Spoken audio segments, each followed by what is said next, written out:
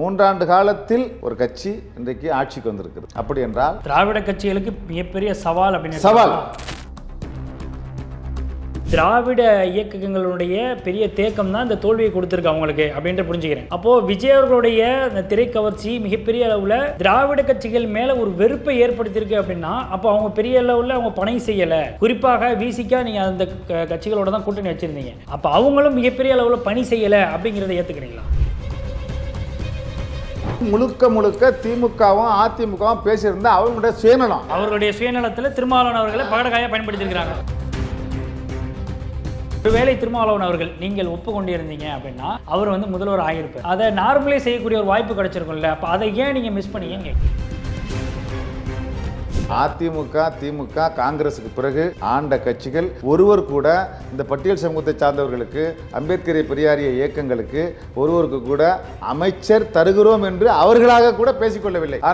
ஆனால் அப்படிப்பட்ட கட்சிகளை தான் இத்தனை ஆண்டு காலமாக விசிகா தோளில் சுமந்துட்டு வந்திருக்கு. ஆனால் திருமாவளவன் வரட்டும், அவர் நாங்கள் வேட்பாளர் அறிவிக்கிறோம், அவர் வெற்றி பெறட்டும் என்று சொல்லுவது எங்கள் தலைவர் இந்த தமிழ்நாட்டு மக்களினுடைய நன்மதிப்பையும் தாவேக்கையினுடைய நன்மதிப்பையும் பெற்றிருக்கிறாரா இல்லையா? இது சான்றா இல்லையா? அது வரட்டுமே, வரவேற்கத்தக்க விஷயம் தானே, நல்ல விஷயம் தானே. அதாவது விஜய்க்கான ரசிகர்கள் எல்லா சமூகத்திலும் இருக்கிறாங்க, எல்லா கட்சியிலும் இருக்கிறாங்க. அது இந்த சமூகத்தில் கொஞ்சம் அதிகமாக இருக்காங்களோன்ற கேள்வி வருது இல்லை?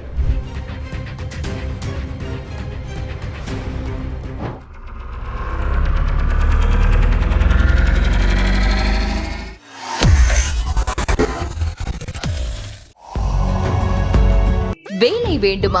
ப்ளூ ஓஷன் இருக்கிறது. 10th 12th டிப்ளமோ டிகிரி படித்தவர்களுக்கு உணவு, தங்குமிடம், இஎஸ்ஐ, பிஎஃப், இன்சூரன்ஸ் உள்ளிட்ட சலுகைகளுடன் அனுபவத்திற்கேற்ற நல்ல சம்பளம் 15,000 முதல் 30,000 வரை. பெண்களுக்கு முன்னுரிமை. 2,000க்கும் மேற்பட்ட வேலை வாய்ப்புகள் உள்ளன. இப்போதே தொடர்பு கொள்ளுங்கள். Blue ocean. ஐத்தமிழர்களுக்கு வணக்கம். இன்றைய சிறப்பு நேர்காணலில் நம்மோடு இணைந்திருப்பவர் திருவாரூர் மாவட்டத்தின் மேற்கு மாவட்ட செயலாளர் விசிகாவை சேர்ந்த திரு மண்ணை ரமணி அவர்கள். அவரிடம் நடப்பு அரசியல் குறித்து விவாதிக்கலாம். வணக்கம் சார். வணக்கம். எப்படி இருக்கீங்க? நல்லா இருக்கேன். நீண்ட நாட்களுக்கு பிறகு ஒரு நேர்காணல் உட்காடுறோம். பல அரசியல் திருப்பங்கள்லாம் தமிழ்நாட்டில் தொடர்ந்து நிகழ்ந்துக்கிட்டே இருக்குது. விஜய் அவர்கள் முதல்வராக பதவியேற்றதுக்கு பிறகும் அரசியல் பரபரப்புக்கு பஞ்சம் இல்லாமல் போயிட்டுருக்கு. குறிப்பாக விசிகாவை மையப்படுத்தி நடக்கக்கூடிய இந்த அரசியல் ஏற்கனவே பல காசிப்ஸ் வியூகங்கள்லாம் பேசப்பட்டது. திருமாவளவன் அவர்களை துணை முதல்வர் ஆக்கணும் அப்படின்னு சொல்லிட்டு டிவிகே தரப்புலேருந்து ஒரு டிமாண்ட் வச்சிருக்காங்க. அமைச்சரவையில் விசிகாவுக்கு இடம் கொடுக்க போகிறாங்க. திருச்சி கிழக்கில் இடைத்தேர்தலில் உங்களுடைய தலைவரை நிற்க வைக்க போகிறாங்க அப்படின்ற செய்திகள்லாம் பரவலாக பேசப்பட்டுச்சு. இதற்கு பிறகு அதை முற்றிலுமாக அதை புறக்கணிக்கவும் இல்லாமல் அதை ஆதரிக்கவும் இல்லாமல் ஒரு நடுநிலையாக பேட்டி கொடுத்துட்டு வந்திருந்தார் உங்களுடைய தலைவர். இப்போ நேற்றைய ஒரு தொலைக்காட்சி பேட்டியில் அவங்க பேச்சுவார்த்தை நடத்தின விஷயம், சில வியூகங்கள்லாம் இன்னும் சொல்லப்போனால் திமுக அதிமுக கூட்டணிக்குள்ளே ஒரு பேச்சுவார்த்தை நடந்தது உண்மை. அதில் ஒரு கட்டத்துக்கு மேலே விசிகா தலைவர் திருமாவர்களை முதல்வர் வேட்பாளராக பொது வேட்பாளராக அறிவிக்கிறது கூட ஒத்து வர்றாங்க. திமுக கூட நாங்கள் வெளியிலேருந்து ஆதரவு தரோம், அதிமுக தலைமையில் ஆட்சி அமைக்கட்டும், நாங்கள் வெளியில் சப்போர்ட் பண்ணுறோம் அப்படின்ற பேச்சுவார்த்தையில் கடைசி வரைக்கும் நடந்துச்சு அப்படின்றதில் சொல்கிறாரு. இன்றைக்கி கொஞ்சம் மாற்றி பேட்டியில் பேசுகிறாரு. ஏன் இந்த தடுமாற்றம்? இல்லை, முதல்ல 50 ஆண்டு காலம் திராவிட ஆட்சி செய்த அதிமுக திமுக என்கிற ஒரு மாபெரும் சக்தியை பின்னுக்கு தள்ளி 3 ஆண்டு காலத்துக்குள் கட்சியை தொடங்கி தமிழ்நாட்டினுடைய முதலமைச்சராக பதவியேற்றிருக்கிற தமிழக வெற்றி கழகத்தினுடைய தலைவர் மாண்புமிகு முதலமைச்சர் விஜய் அவர்களுக்கு என்னுடைய வாழ்த்துக்களை தெரிவித்துக் கொள்கிறேன். அதே நேரத்தில் உங்களுடைய கேள்விகள் பல விமர்சனங்களை ஏற்படுத்தியிருக்கிறது. அதற்கு காரணம் விடுதலை சிறுத்தைகளுடைய எழுச்சி, அண்ணன் திருமாவளவனுடைய கருத்தியல் தமிழகத்தில் விடுதலை சிறுத்தைகளை மையப்படுத்தியே இருக்கிறது என்பதற்கு ஒரு பெரிய சான்று. அதாவது தலைவர் அவர்கள் கிட்டத்தட்ட 35-40 ஆண்டு கால அரசியல் வாழ்க்கையில் 25 ஆண்டு காலம் தேர்தல் அரசியல் இருக்கிறாரு. அப்போது விடுதலை சிறுத்தைகளை விட்டு ஒதுக்கி விட்டு இன்னொரு அரசியல் கட்சி எழுந்து நடக்காது என்ற நிலை வந்ததம்மா. அப்படி விடுதலை சிறுத்தைகள் அரசியல் தவிர்க்க முடியாத அரசியல் தமிழ்நாட்டில் என்பதை இந்த ஊடகங்கள் வாயிலாக இந்த பேசப்பட்டது இப்போ சான்றாக இருக்குது. அதனால் அதே வேளையில் நடிகர் விஜய் அவர்கள் கட்சி தொடங்கி கட்சியின் தலைவராகி இன்றைக்கு முதலமைச்சர் ஆகியிருக்கிறார். அதற்கு கருத்தியல் சார்ந்து பயணித்தாரா அல்லது முன் அனுபவம் இருந்து இதை வெற்றி பெற்றாரா என்பதையெல்லாம் பின்னுக்கு தள்ளி 3 ஆண்டு காலத்தில் ஒரு கட்சி இன்றைக்கு ஆட்சிக்கு வந்திருக்கிறது. அப்படி என்றால் இங்கே திராவிடம் பேசிய கட்சிகளுக்கு இது ஒரு பெரிய கேள்விக்குறி. நான் அதை எப்படித்தான் பார்க்கிறேன். அப்படி என்றால் திராவிட கட்சிகளுக்கு மிகப்பெரிய சவால் அப்படின்னு சவால் கேள்விக்குறி. என்ன காரணம் என்றால் இந்தியாவிலே இருக்கக்கூடிய மாநிலங்களில் அரசியல் முதிர்ச்சி பெற்ற, அரசியல் விழிப்புணர்வு பெற்ற ஒரு மாநிலம் தமிழ்நாடு. அப்படி புரட்சியாளர் அம்பேத்கர், தந்தை பெரியார், மாமேதை மார்க்ஸ் கொள்கைகளை வலுவாக பேசக்கூடிய மாநிலம் தமிழ்நாடு. இது பெரியார் மண் சொல்கிறோம். இப்போ பெரியார் மண் என்பது சமத்துவத்தை, சகோதரத்துவத்தை, சமூக நீதியை வலுவாக பேசக்கூடிய ஒரு மண். அப்படி என்றால் இன்றைக்கு இருக்கிற மாண்புமிகு முதலமைச்சர் விஜய் அவர்கள் இங்கே சமூக நீதி பற்றியோ, தமிழ் தேசியம் பற்றியோ, அல்லது திராவிட அரசியல் பற்றியோ, அல்லது பாசிசத்தினுடைய எதிர்ப்பு பற்றியோ, இங்கே இருக்கக்கூடிய ஆர்எஸ்எஸ்னுடைய கோட்பாடுகள் பற்றியோ வலுவாக பேசினாரா என்றால் இல்லை. எந்த போராட்டத்தையும் எடுக்கவில்லை, எந்த ஆர்ப்பாட்டத்தையும் எடுக்கவில்லை. ஆனால் அவர் ஒரு சிறந்த நடிகர், கரிஸ்மாட்டிக் லீடர், ஒரு சினிமா கவர்ச்சி அவரிடம் இருந்தது. அந்த அடிப்படையில் திராவிட அரசியலை பேசிய இந்த கட்சிகள், அதிமுக, திமுக என்கிற ஒரு பெரிய கட்சிகள், மிக அவருடைய கருத்தியலிலே நழுவி இருக்கிறார்கள். திராவிடத்தை அல்லது தந்தை பெரியார் கொள்கையை இங்கே சரியாக பேசவில்லை, மக்கள் மத்தியில் பேசவில்லை என்பது இதற்கு விஜயனுடைய வெற்றி ஒரு சான்றாக இருக்கிறது. இல்ல, அந்த சான்று அது ஒரு பக்கம் இருக்கட்டும். இப்போ விஜய் அவர்களுடைய வெற்றி அப்படிங்கிறது திராவிட இயக்கங்களுடைய பெரிய தேக்கம் தான் இந்த தோல்வியை கொடுத்துருக்கு அவங்களுக்கு அப்படின்ட்டு புரிஞ்சுக்கிறேன். கரெக்டு தானே? அப்போது விஜய் அவர்களுடைய அந்த திரைக்கவர்ச்சி மிகப்பெரிய அளவில் திராவிட கட்சிகள் மேலே ஒரு வெறுப்பை ஏற்படுத்தியிருக்கு அப்படின்னா, அப்போ அவங்க பெரிய அளவில் அவங்க பணி செய்யலை. குறிப்பாக விசிகா நீங்கள் அந்த கட்சிகளோட தான் கூட்டணி வச்சுருந்தீங்க. அப்போ அவங்களும் மிகப்பெரிய அளவில் பணி செய்யலை அப்படிங்கிறத ஏற்றுக்கிறீங்களா? இல்லை, அதை தான் நான் சொல்ல வந்தேன் நான். அதாவது வெறுமனே பெரியாரியம் பேசுகிறோம், திராவிடம் பேசுகிறோம், சமூக நீதி பேசுகிறன்றது வெறும் வாய்ச்சாவடாலே முடிந்திருக்குது என்பது தான் நான் விஜயனுடைய வெற்றியை பார்க்கிறேன்ற நான். நீங்கள் வெறுமனே இது பெரியார் மண், பெரியார் சமூக நீதினு பேசக்கூடிய அந்த இயக்கங்களுடைய தோல்வி தானே, தொய்வு தானே.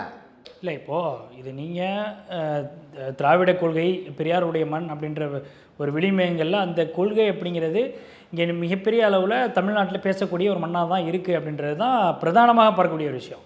ஆனால் அதை தாண்டி இந்த கொள்கையெல்லாம் மிஞ்சிற அளவுக்கு சினிமா மோகம் அப்படிங்கிற ஒரு விஷயம் இருக்குல்ல, அது ஒவ்வொரு ஜென்ரேஷன்லேயும் பாதிக்கப்படக்கூடிய, ஒவ்வொரு ஜென்ரேஷன்லேயும் அதுக்கு அடாப்ட் ஆகக்கூடிய நபர்கள் இருக்க தான் செய்கிறாங்க. இப்போ சினிமா கவர்ச்சி தான் அவரை கொண்டு போய் முதல்வராக சேர்த்துருக்கு அப்படின்ற புள்ளியில் நீங்கள் நிற்கலையா? இல்லை, அதுதான் நான் சொல்ல வரேன் நான். அதாவது சினிமா கவர்ச்சி என்பது ஒரு புறம், அதுவும் ஒன்று நம்ம மறுக்க முடியாது. ஆனால் அதே நேரத்தில் அந்த சினிமா கவர்ச்சிக்கு போகக்கூடிய இடத்துக்கு தள்ளியது யார், அந்த கேள்வி இருக்குல்ல. திருமாவளவன் அவர்களுக்கு இந்த பேட்டியில் ஏற்கனவே கொடுத்த நேர்காணலுக்கும் இன்று கொடுத்த பேட்டிக்கு நிறைய முரண்பாடு இருக்குல்ல, ரொம்ப தடுமாறுறாரான்னு கேட்குறேன். இல்லை, அதை ஒட்டி தான் அதை சொல்ல வந்தேன் நான். என்ன காரணம்னா, இதையெல்லாம் தவிர்த்து விட்டு எங்கள் தலைவரை டாக்டர் எழுச்சி தமிழன் திருமாவளவனை விமர்சிப்பது மட்டுமே வேலையாக வைத்திருக்கிறார்கள். அதாவது உள்ளுக்குள் நடந்த விடயங்களை, அங்க என்ன நடந்திருக்குது என்பதெல்லாம் தெரியாமல் கட்சி மீது போடுறது உங்க தலைவர் தான் அப்படின்னு ஒவ்வொரு நாள் பேட்டியில பார்க்க முடியல. அதை தான் நான் சொல்ல வரேன் நான். அதாவது இந்த தோல்வி அடைந்ததற்கு என்ன காரணம், அதிமுக பின்னடைவுக்கு என்ன காரணம், திமுக குறைந்தபட்ச இடங்களை பெற்றுவது என்ன காரணம், இப்படி விஜய் ஆட்சி அமைப்பதற்கு இது விடுதலை சித்திகள் ஏன் விரைவாக அவங்க அறிவிக்காமல் இருக்கிறாங்க, இடதுசாரி அறிவிச்சிட்டாங்க, ஏன் திருமாவளவன் காலதாமதப்படுத்துகிறார் என்கிற ஒரு விமர்சனங்கள் பார்த்தோம்ல. இப்போ இதற்கெல்லாம் பார்த்தா இடதுசாரிகளோடு சேர்ந்து நான் ஒரு முடிவை எடுப்பேன் என்று தலைவர் அறிவித்து விட்டார். அப்போ இடதுசாரி அறிவித்த பிறகு எங்களுடைய உயர்நிலை குழுவை கூட்டி, இரண்டாம் கட்ட தலைவர்களை கூட்டி பேசி ஆலோசனை செய்து முடிவெடுப்பேன் என்று. ஆமாம், அதுக்கான விளக்கத்தை கொடுத்துட்டாரு. இல்லை, இப்போ நான் அந்த சாப்டருக்கு வரல. திருமாவளவன் அவர்கள் உள்ளுக்குள்ளே என்னென்னலாம் பேச்சுவார்த்தை நடந்துச்சு, திமுக அதிமுக கூட்டணி அப்படின்ற ஒரு விஷயம் பேசப்பட்டது, அதில் உண்மை இருக்குது அப்படின்னு சொல்கிறாரு. இன்னொரு பக்கம் திருமாவளவன் அவர்களை, அதாவது என்ன முதல்வராக்கணும்னு சொல்லி என்கிட்டயே ப்ரொப்போசல் பண்ணாங்க, பேசுனாங்க அப்படிங்கிற ஒரு விஷயத்தையும் சொல்கிறாரு. இப்போ இது எல்லாமே நீ பேசுனாங்க மீடியேட்டர் மூலமாக, அது இந்த கட்சிகளில் இருக்கக்கூடிய மீடியேட்டர்ஸ் மூலமாக அது பேசப்பட்டது அப்படிங்கிறத அவரே அக்செப்ட் பண்ணுறாரு. அதிகாரப்பூர்வமாக பேசப்படலை அப்படிங்கிற ஒரு விஷயத்தை இன்னைக்கு பேட்டியில் சொல்கிறாரு. அப்போது என்ன விஷயத்தை அவர் சொல்ல வர்றாரு அப்படிங்கிற ஒரு கேள்வி வருதில்ல. அதாவது பெரும்பான்மை இடத்தை பெற்றிருக்கிற தாவேக தலைவர் விஜய் ஆட்சி அமைக்க வேண்டும் என்று முதலில் பத்திரிகையாளரை சந்தித்து சொன்னவர் எங்களுடைய தலைவர் எழுச்சி தமிழர் அண்ணன் திருமாவளவன் அவர்கள். பெரும்பான்மை பெற்றிருக்கிறார். உடனடியாக ஆளுநர் அவர்கள் விஜயை அழைத்து ஆட்சி அமைப்பதற்கு உடனடியாக அவருக்கு அனுமதிக்க வேண்டும் என்று சொல்லிய இயக்கம் விடுதலை சிறுத்தைகள் கட்சி, அதனுடைய தலைவர் அண்ணன் திருமாவளவன். இதை முதல்ல புரிஞ்சுக்கணும். அதன் பிறகு இந்த திமுகவினுடைய தோல்விக்கும் அதிமுகவினுடைய தோல்விக்கும் இடையில நடந்தது இது மாதிரி அதிமுகவும் திமுகவும் சேர்ந்து ஆட்சி அமைக்கலாம், அதிமுகவும் திமுகவும் சேர்ந்து ஆட்சி அமைக்கணும் அப்படின்னாக்கா நாம் வந்து ஒரு தலித் பட்டியல் சமூகத்தை சார்ந்த திருமாவளவனை முதலமைச்சராக்கலாம் என்று பேசப்பட்டது என்று ஊடகங்களில் வெளியே வந்தது. செய்திகள் வந்து சமூகம் வெளிப்படையாக பேசுறாரு. இப்போ சிபி சமூகம் என்ன சொல்றாரு அப்படின்னா, அதிமுக என்கிற ஒரு இயக்கம் திமுகவை எதிர்த்து தொடங்கப்பட்டது, எனவே அதிமுக திமுக கூட்டணி என்பது எங்களுக்கு உடன்பாடு இல்லை. ஆனால் அதே நேரத்தில் அதிமுக திமுக கூட்டணி சேர்ந்து நாம் வந்து அமைச்சரவையில் பங்கெடுக்கக்கூடாது, பட்டியல் சமூகத்தை சார்ந்த ஒரு அறிவார்ந்த தலைவர் ஒருவர் இருக்கிறாரு, திருமாவளவனை நாம் முதலமைச்சராக ஏற்றுக்கொள்வதில் நமக்கு தயக்கமில்லை, அப்படி என்றால் சரி அப்படின்னு ஒப்புக்கொண்டோம். அதற்கு எடப்பாடி பழனிசாமி அவர்கள் அது விசிகா கவர்மெண்ட் என்று தானே வரும், விடுதலை சிறுத்தைகள் கவர்மெண்ட் அரசு தானே என்று வரும், நம்ம எப்படி ஏற்றுக்கொள்ள முடியும் என்றெல்லாம் அவர் பேசினதான் நாம் கேள்விப்பட்டோம். ஆனால் இது உள்ளுக்குள்ளே நடந்த விஷயம், இதற்கும் விடுதலை சிறுத்தைகளுக்கும் எந்த தொடர்பும் கிடையாது.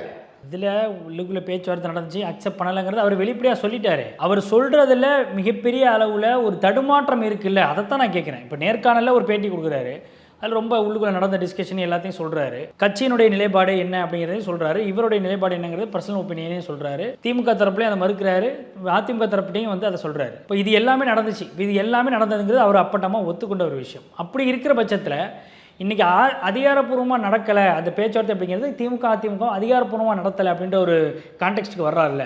இப்போ என்ன சொல்ல வர்றாரு, குழப்புறாரு மக்கள். இல்லை, அதாவது இது குழப்பத்துக்கு ஒன்றுமே கிடையாது, இது தெளிவாக புரிஞ்சு. அதாவது அதிமுக தரப்பிலிருந்தும் திமுக தரப்பிலிருந்தும் ஆட்சி அமைக்கணும், அந்த ஆட்சி அமைப்பதற்கான நிலை எடுக்கிற போது திருமாவளவனை முதலமைச்சராக்கல் என்று பேச்சுவார்த்தை நடந்தது உண்மைதான்.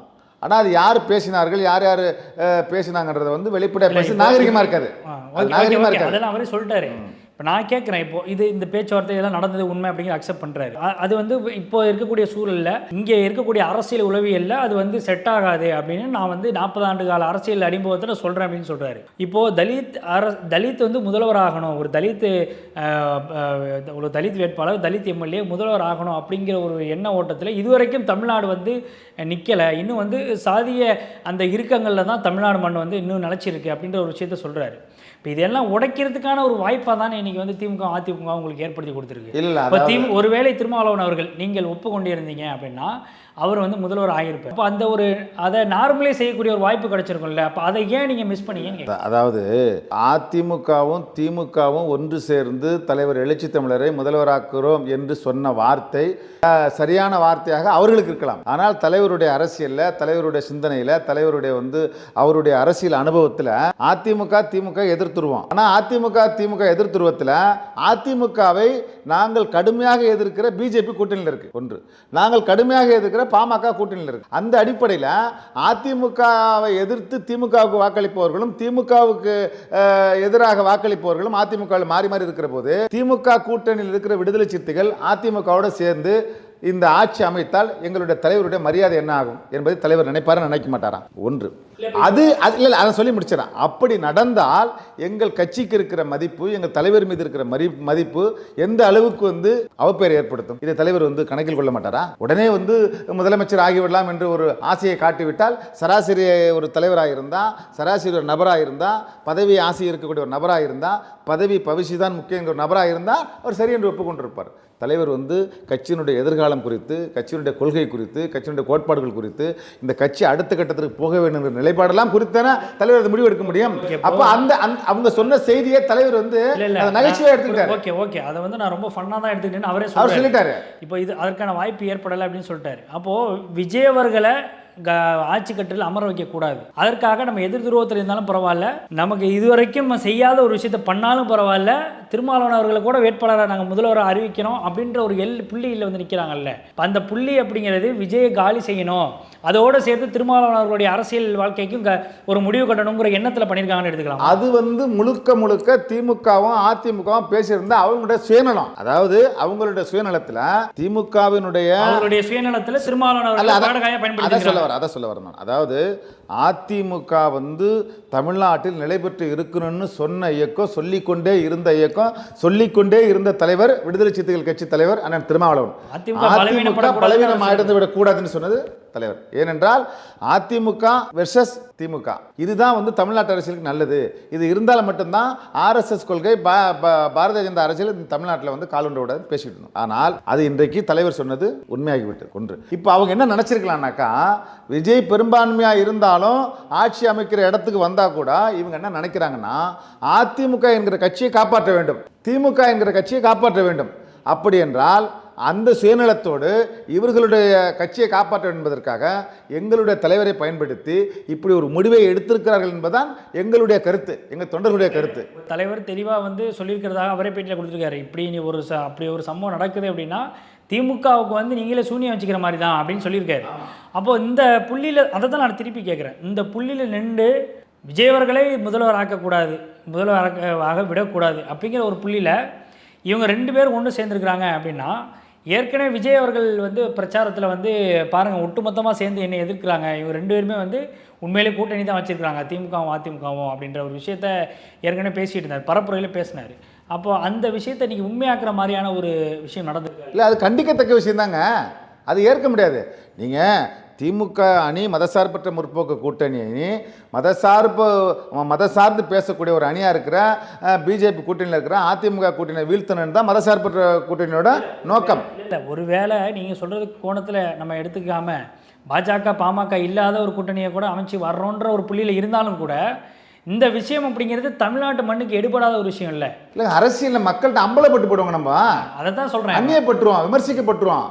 அவங்க வந்து அப்படி ஒரு உண்மையிலேயே எங்கள் தலைவர் அறிவார்ந்த தெளிந்த அரசியல் அனுபவம் கொண்ட முதிர்ச்சியான தலைவர் என்பதற்காக அந்த அப்படிப்பட்ட ஒரு பதவி தேவையில்லை என்பதை நகைச்சுவாக நான் எடுத்துக்கொண்டேன். இது வந்து அபத்தமான ஒன்று. இது இன்னும் சொல்ல போனால் இது அயோக்கியத்தனது, இது வன்மையான கண்டனத்துக்குரியது. அதாவது எதிர் துருவமாக நின்று தேர்தலை சந்தித்து நீங்கள் பலவீனம் அடைந்து தோல்வி அடைந்த பிறகு வெற்றி பெற்ற ஒருவரை வீழ்த்துவதற்காக இருதுருவமாக இருந்த நீங்கள் எதிர்த்து அரசியல் பண்ண நீங்கள் வந்து இந்த முடிவை எடுத்தால் யாரை வந்து நீங்கள் வந்து இதை பகடகையாக்குறது? எங்கள் தலைவரையா? எங்கள் தலைவருக்கு இந்த தமிழ்நாட்டு அரசியலில் இந்த வந்து சாதி ஒழிப்பு அரசியலில் மிக மிக கடுமையான விமர்சனங்களை எதிர்கொண்டு இன்றைக்கு பொது சமூகத்தின் நன்மதிப்பை பெற்று மிக சிறந்த அரசியல் தலைவர், அறிவார்ந்த தலைவர், சரியாக பேசக்கூடியவர் என்கிற மதிப்பை சிதைக்கிற வகையில் அவர்களுடைய சுயநலத்துக்காக அந்த முடிவை எடுத்திருக்கிறார்கள் என்பதுதான் எங்களுடைய கருத்து. இப்போது விஜய் அவர்களுடைய அடுத்த ஆஃபர் அப்படின்னு சொல்லி ஒரு செய்திகள்லாம் பரவணுச்சு. துணை முதல்வராக வந்து திருமாவர்களை வந்து நிற்க வைக்க போகிறாங்க. நான் முன்னாடி கேட்டது மாதிரி திருச்சி கிழக்கில் போட்டியிட போகிறாரு இப்படின்ற செய்தி, இதையும் வந்து திருமாவளவன் அவர்கள் பேசியிருக்கிறார். அப்போது இந்த புள்ளியிலேருந்து நம்ம பார்க்கும்பொழுது இதுலேயும் வந்து திருமாவளவன் அவர்கள் வந்து மிஸ் பண்ணிட்டாரோ, இதுலேயும் வந்து தவற விட்டுட்டாரோ? இல்லை, அதாவதுங்க இது அமைச்சரவையில் இடம் கொடுக்கணும்னு சொல்லியிருக்கிறாங்க. ஆனால் நான் அமைச்சரவையில் இடம்பெற வேணாம், நம்ம வெளியிலேருந்து ஆதரவு கொடுப்போம்னு ஒரு புள்ளியில் இல்லை. இதிலிருந்து என்ன வந்து நமக்கு வந்து தெளிவுபடுத்த விரும்புதுன்னா, தெளிவு நமக்கு வருதுனாக்கா, தலைவர் மீது முதலமைச்சர் விஜய் அவர்கள் எந்த அளவிற்கு நம்பி நம்பகத்தன்மையோட இருக்கிறார் என்பது உறுதிப்படுத்துது. அதாவது 2 தொகுதியில் விஜய் அவர்கள் போட்டியிட்டார், 1 தொகுதியில் ராஜினாமா செய்து விட்டார், 2 வெற்றி பெற்றார். திருச்சி கிழக்கு அவர் வந்து ராஜினாமா செய்திருக்கார். ஆனால் அந்த இடத்தில் எங்களுடைய தலைவர் எழுச்சி தமிழரன் திருமாவளவன் அவர்களை நின்று வெற்றி பெற வைக்க வேண்டும் என்பது எங்கள் தலைவருடைய பெற்ற நன்மதிப்புக்கு சான்றா இல்லையா? அவங்க யாரோ ஒருத்தர் தான் நிற்க வைக்கணும்னு விரும்புவாங்களா? ஆனால் திருமாவளவன் வரட்டும், அவரை வந்து நாங்கள் வந்து வேட்பாளரை அறிவிக்கிறோம், அவர் 2 வெற்றி பெறட்டும் என்று சொல்லுவது எங்கள் தலைவர் இந்த தமிழ்நாட்டு மக்களினுடைய நன்மதிப்பையும் தாவேக்கனுடைய நன்மதிப்பையும் பெற்றிருக்கிறாரா இல்லையா? இது சான்றா இல்லையா? அது வரட்டுமே, வரவேற்கத்தக்க விஷயம் தானே, நல்ல விஷயம் தானே. இந்த திராவிடர் கட்சிகள் 2மே பண்ணாத விஷயத்தை நடிகர் விஜய் பண்றாருன்னு வரவேற்க வேண்டிய விஷயம் தானே. அதைத்தான் நானும் சொல்றேன். அப்படி ஒரு வரவேற்கக்கூடிய ஒரு விஷயத்தை அதை நோக்கி வந்து நகர்த்துறாரு, அதை நோக்கி வந்து விஜய் அவர்கள் அந்த காயை நகர்த்தி கொண்டு போறாரு அப்படின்னா அதை அக்செப்ட் பண்ணாமல் தவிர்த்துட்டு வெளியிலேருந்து ஆதரவு அப்படின்னு கொடுக்கறது இருக்குல்ல. அப்போ உங்களுக்கான வாய்ப்பு நீங்கள் ஏற்கனவே பேசியிருந்தீங்க, ஆட்சி அதிகாரத்தில் பங்குங்கிறது உங்களுடைய தொடர் முழக்கமாக இருந்திருக்கு. இப்போ அதில் வந்து ஒரு வாய்ப்பு ஏற்படுது அப்படின்னா இந்த வாய்ப்பை சரியாக பயன்படுத்திக்கலாம்ல. அடுத்த அடுத்த வரக்கூடிய தேர்தல்களையும் இந்த வாய்ப்பை பயன்படுத்தி நம்ம அடுத்தடுத்த தேர்தல்களை முன்மொழியலாம்ல. இல்லை, அதாவது உண்மையிலேயே நீங்கள் சொல்வது சரியான ஒரு கேள்வி. ஆட்சியிலும் பங்கும் அதிகாரத்திலும் பங்கு என்று சொன்ன முழக்கம் ஐயா மூப்பனார் வந்து முதல்ல கூட்டணியை ஆரம்பித்து தலைவரை தேர்தல் அரசியல் கொண்டு வரும்போது வச்ச முழக்கம் தான் அது. அதில் எந்த மாற்று கருத்து இல்லை. ஆனால் இப்பொழுது தமிழக வெற்றி கழகம் ஆட்சி அமைப்பதற்கு விடுதலை சிறுத்தைகளுடைய ஆதரவு மிக மிக அவசியமான என்பதில் ஆதரவை கொடுத்துருக்கிறோம். ஆனால் பெரும்பாலான என்னை போன்றவர்களுக்கு ஆட்சியிலே பங்கெடுக்கிறேன் என்பது தான் எல்லாருடைய நோக்கம், எண்ணமாக தான் எடுத்துருக்கோம். ஆனால் அந்த அடிப்படையில் இப்போ வந்து நாம் வந்து நிபந்தனையற்ற ஆதரவின் அடிப்படையில் நாம் வந்து கொடுத்துருக்குறோம். இது கொஞ்சம் கொஞ்சமாக தான் அடுத்து என்ன நடக்கணும், நம்ம கட்சியினுடைய நிலைப்பாடு என்ன, நம்ம கட்சி அடுத்த கட்டத்துக்கு போகணும், அதன் அடிப்படையில் பேசி முடிவெடுக்கப்பட்டு நம்ம வந்து ஆதரவு கொடுத்துருக்குறோம். இப்போ அடுத்த தலைவர் வந்து இடைத்தேர்தலில் நிற்க வைக்கிறேன்னு நடிகர் விஜயை கேட்டிருக்கிறாரு, நீங்கள் நில்லுங்கன்னு சொல்லியிருக்கிறாங்க. இப்போ அதற்கான ப்ராசஸ் நடக்கும். அதன் அடிப்படையில் நாம் வந்து அடுத்த கட்டத்துக்கு இந்த கட்சி வளர்ச்சிக்கு தலைவருடைய அதிகாரத்தை பயன்படுத்துறது நாங்கள் வரவேற்கிறோம். இல்லை, இந்த பேச்சுவார்த்தை அப்படிங்கிறது அதிமுகவில் ஒரு அணி பிரிஞ்சு போகிறதுக்கு முன்னாடி நடந்த பேச்சுவார்த்தைகள் இதெல்லாம். இப்போ இதற்கு பிறகு ஒரு டோன் அப்படிங்கிறது மாறி இருக்கு. கிட்டத்தட்ட 144 வேட்பாளர்கள் எம்எல்ஏக்கள் வந்து ஆதரவு தெரிவித்து இன்றைக்கி வந்து பெரும்பான்மை நிரூபிச்சிட்டாரு. இப்போ இதில் கிட்டத்தட்ட 22க்கும் மேற்பட்ட எம்எல்ஏக்கள் வந்து அதிமுகவை சேர்ந்த எம்எல்ஏக்களாக இருக்கிறாங்க. அப்போது அவங்களுடைய ஆதரவு வந்துருச்சு அப்படிங்கிறப்போ இவங்களை பெரும்பான்மையை நிரூபிக்கிறதை தாண்டி அவங்களுக்கு இடம் கிடச்சிருச்சு, ரொம்ப கம்ஃபர்டபுளான இடத்துக்கு வந்துட்டாங்க. இப்போ அப்படிங்கிறப்போ பிசிகாவுடைய ஆதரவோ இல்லை கம்யூனிஸ்ட் கட்சிகளுடைய தேவையோ இப்போ இதுக்கப்புறம் இருக்காதுல்ல. இப்போ நீங்கள் சொல்கிறீங்களா, அதாவது ஏற்கனவே விடுதலை சிறுத்தைகள் இடதுசாரிகளுடைய நோக்கம் என்ன, அதாவது இவர் உண்மையிலே வந்து ஏற்கனவே ஒரு பிஜேபியினுடைய ஆளாக இருப்பார் என்று விடுதலை சிறுத்தைகள் கட்சியின் சார்பாக இடதுசாரிகள் சார்பாக விமர்சிக்கப்பட்டது தேர்தல் நேரத்தில். ஆனால் அவர் வெற்றி பெற்ற பிறகு பெரும்பான்மை ஆதரவு அதிமுக தரப்பிலிருந்து இருந்த பிறகும் அவர்களுடைய ஆதரவு தேவையில்லை, இடதுசாரிகளும் விடுதலை சிறுத்தைகளும் வேண்டும் என்று எண்ணியது இது ஒரு மதசார்பற்ற நோக்கமா இல்லையா? அது முதல்ல என்ன சொல்லிடுறேன், இது வந்து வெளிப்படையாக வந்து அவர் நேரடியாக ஒவ்வொரு ஆஃபீஸ் அலுவலகத்தில் உங்கள் அலுவலகமாக இருக்கட்டும், கம்யூனிஸ்ட் கட்சி அலுவலகமாக இருக்கட்டும், ஐஎம்எல் அலுவலகம் இல்லை, இதெல்லாம் போனதெல்லாம் உண்மை. நான் எது சொல்ல வரேன்னா, அதிமுக வந்து இப்போ வெளியிலேருந்து இப்போ ஆதரவு கொடுக்குறாங்க, இப்போ அவங்க மினிஸ்ட்ரியிலே இடம் கேட்குறாங்க, அதை தான் சொல்ல வரேன், அதுக்கு தான் இதை சொல்ல வரேன் நான். அப்படி விஜய் அந்த பிஜேபி அணியை ஆதரிக்க 1% கூட அவர் விரும்பலை. ஆனால் இடதுசாரிகள் விடுதலை சிறுத்தை விரும்புகிறார். ஆனால் இப்போ என்னன்னா, அவருக்கு பெரும்பான்மை 118லேருந்து 120 ஆகிப்போச்சு, எந்த பிரச்சனையும் இல்லை. ஆனால் அதிமுக வந்து அவர்கள் ஆதரவு கொடுத்தால் அதன் பிறகு என்ன நடக்கும் என்பதற்கான கால அவகாசத்தை நாம் எடுத்துக்கணுமா இல்லையா? இப்போ நாம் வந்து மதசார்பற்ற முற்போக்கு கூட்டணி, மதசார்பற்ற கருத்தை நாம் விரும்பி ஒரு அரசியல் அடுத்த கட்டமாக எப்படி போகிறாங்கன்னு தெரியணும் நம்மளுக்கு. அதுக்கப்புறம் முடிவு பண்ணணும்ல. விடுதலை சிறுத்தைகள் கட்சி தாவேகாவையும் அந்த தலைவரையும் விமர்சிச்சிருக்கிறோம். அந்த அடிப்படையில் நம்ம உடனே பதவி கொடுத்துட்றாங்க, உடனே இடைத்தேர்தலில் நிற்க வச்சிடறாங்க, உடனே நீங்கள் அதிகாரத்துக்கு வந்துடுங்க, அமைச்சரவை இடம் பெற்றுருங்க அப்படின்னு சொன்னதுனாலே நம்ம பங்கு பெற்ற முடியுமா? நம்ம ஓகே, இப்போ அது இதெல்லாம் இருக்குன்னு சார். இப்போது இந்த கூட்டணி பேச்சுவார்த்தை இதுக்கு பின்னாடி நடந்த விஷயங்கள் எல்லாமே நடந்தது உண்மை அப்படின்றீங்க. இப்போ மாவட்ட செயலாளர்கள்ட்ட உங்கள்கிட்ட பேசினாரா தலைவர்? பேசி இதை சமமாக கலந்து ஆலோசனை பண்ணார் தலைவர் வந்துங்க. எந்த முடிவுமே கலந்து ஆலோசித்து ஒரு ஜனநாயக அடிப்படையில் தான் முடிவு எடுப்பார். அந்த அடிப்படையில் 2ஆம் கட்ட தலைவர்களை அழைத்து இதில் நாம் எப்படி வந்து ஆதரவு கொடுப்பது, இந்த ஆதரவை எப்படி நாம் வந்து கையாளுவது, அமைச்சரவையில் இடம்பெறுவதா வேண்டாமா என்பது விளக்கத்தை தலைவர் கொடுத்துருக்கிறார். அந்த அடிப்படையில் தலைவர் வந்து நம்ம வெளியிலேருந்து ஆதரவு கொடுப்போம், அன்கண்டிஷனல் சப்போர்ட் இதுதான் கொடுத்துருக்கிறாரு. இப்போ அடுத்து பேசும்போது அடுத்த கூட்டம் நடக்கிற போது 2ஆம் கட்ட தலைவர்களை அழைத்து ஒட்டுமொத்த நிர்வாகி மாவட்ட செயலர்களை அழைத்து என்ன பேசணும் அந்த அடிப்பில் தலைவர் வந்து கட்சி நலன் கருதி இந்த ஒடுக்கப்பட்ட மக்களுடைய பாதுகாப்பு குறித்து ஒட்டுமொத்தமாக சமூக நீதிக்கான பாதுகாப்பை கருத்தில் கொண்டு தலைவர் முடிவெடுப்பார். அதில் எந்த மாற்று கருத்து இல்லை. ஆனால் வந்து தலைவருடைய அந்த உழைப்பு, தலைவருடைய ஆற்றல், அவருடைய அரசியல், அவருடைய அனுபவம் வந்து தமிழக வெற்றி கழகத்தினுடைய தலைவர் விஜய் அவர்களுக்கு மிக மிக தேவையாக இருக்கிறது. அது வந்து அவருடைய வெளிப்பாடு செயல்பாட்டிலே புரியுது.